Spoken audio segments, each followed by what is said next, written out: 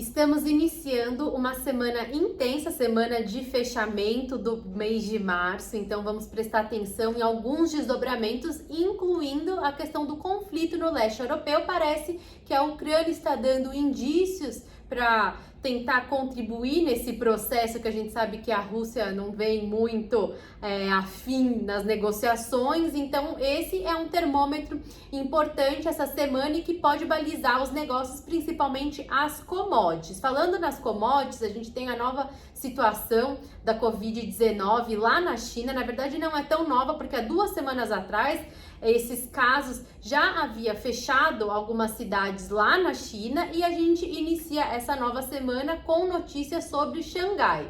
Então, fica no radar essa situação, tá trazendo um movimento de descompressão no caso do petróleo, porque a China é um dos maiores consumidores do mundo. No entanto, em relação ao minério, aos preços agropecuários, a gente tem um movimento de alta. Lembrando que quando surgiu esse boato da situação de Covid-19 há 2 semanas atrás na China, o governo chinês já veio à praça e colocou em cena a promessa de estímulos econômicos, não só para o mercado imobiliário, mas também para o mercado de capitais, e isso acabou beneficiando as ações, beneficiando as commodities, porque a China é um dos maiores consumidores do mundo. Então esse é outro aspecto que a gente tem que acompanhar nessa última semana do mês. Na semana passada aconteceu a divulgação da ata do Copom, também teve a divulgação do relatório trimestral de inflação, o Banco Central manifestando a vontade de encerrar o ciclo de elevação de juros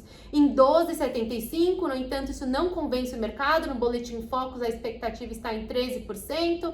Ainda no mercado circula a possibilidade de uma Selic de 13,25, 13,50 ao final do ciclo, por conta desse contexto inflacionário. E aí talvez o Banco Central não conseguisse encerrar o processo de elevação da taxa de juros no mês de maio com a Selic em 12,75, e talvez fosse necessário um ajuste residual no mês de junho. No entanto, isso daí é uma situação que a gente tem que acompanhar. Em relação ao cenário inflacionário, as pesquisas no Boletim Focus para 2022 caminham para 7%, para 2023 caminham para 4%, e a nossa taxa de câmbio na semana passada, que fechou nos 4,74, então a gente tinha aqui até sexta-feira, na semana acumulou, na semana passada, uma apreciação de 5,4%, no ano 15%, hoje mostra alguma desvalorização por conta desse contexto global de incertezas e voltou a operar no início da semana na casa de 4,80. E a nossa bolsa, que encerrou na semana passada no patamar de 119 mil pontos, acumulando no ano um ganho ao redor de 13%, na semana passada um ganho de 3,3%, agora está operando próxima à margem, com o mercado digerindo essas notícias, né, Moliterno? Exatamente, como você falou, semana passada a gente foi capitaneado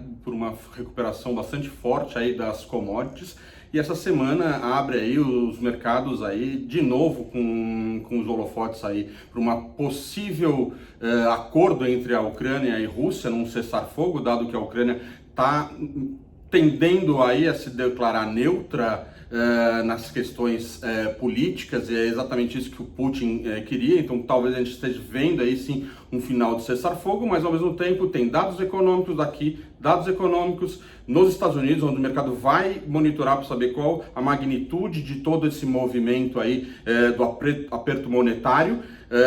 A questão da China com esses lockdowns tira um pouco o apetite aí do chinês pelo petróleo. De certa forma, é bom por um lado, é ruim por outro, que a gente já sabe, né? Uma economia chinesa desacelerando ou mais devagar é prejudicial às economias. Isso aí está refletindo no preço da commodity, refletindo, né, no dia de hoje no preço das ações. E um ponto também bastante importante a se monitorar, né? Fechamento de trimestre, última semana, é normalmente uma semana onde os portfólios, né, tendem aí a ser balanceados. Então pode trazer volatilidade ao longo da semana.